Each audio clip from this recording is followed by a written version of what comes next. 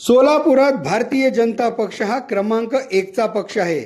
मात्र पक्षातील गटबाजीचे प्रमाणही मोठ्या प्रमाणात असल्याचे नाकारता येत नसून यात आमदार देवेंद्र कोठे यांनी मांडलेल्या अनेक बाबी या प्रत्यक्षात आल्याचे दिसून आले आहे. मग ते त्यांच्या निकटवर्तीयांना पक्षात स्थान देणे असो व त्यांच्या भावजींना महापौर करणे. त्यामुळे आज मितीस तरी सोलापूर भाजपात कोठे गटाचे विशेष स्थान असल्याचे नाकारता येत नाही.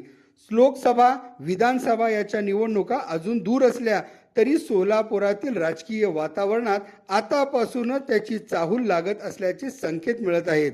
यात सोलापूर लोकसभेसाठी डॉक्टर सूर्यप्रकाश कोठे यांनी आघाडी घेतली असून सक्रिय राजकारणात उतरण्यासाठीच समाजकार्यात डॉक्टर साहेब पुढाकार घेत असल्याचे त्यांच्या समर्थकांकडून सांगण्यात येत आहे.